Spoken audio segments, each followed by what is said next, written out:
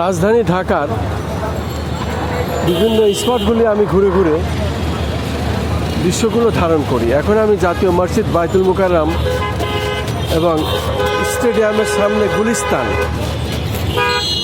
গুলিস্তানের যে চিত্রটি সেটাই আমি ধারণ করছি এবং সেটা আমি দেখে যাচ্ছি। আমি দেখতে পাচ্ছি গুলিস্তান এলাকার যে চিত্র, বিশেষ করে মানুষের চলাফেরা অত্যন্ত ঘনত্ব এবং গুলিস্তান খুবই ব্যস্ততম একটি এলাকা, যেখানে বাংলাদেশের প্রত্যেক জেলার মানুষই এখানে আসেন।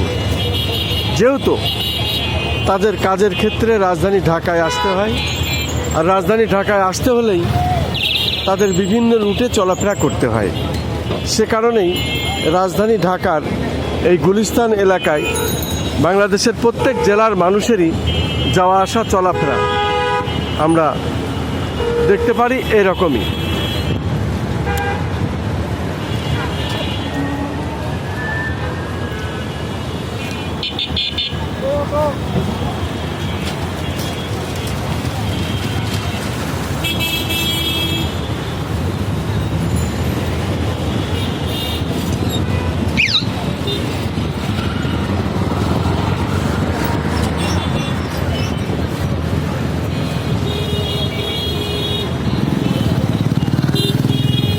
আমি খন্দকার মাসুদুজ্জামান।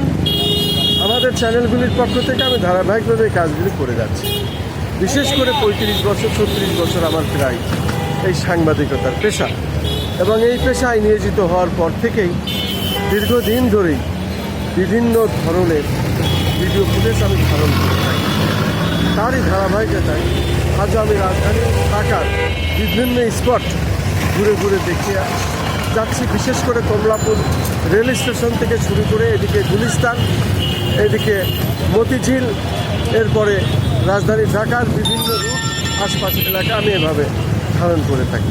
তার ধারাবাহিকতা এখন আমি গুলিস্তান এলাকায়।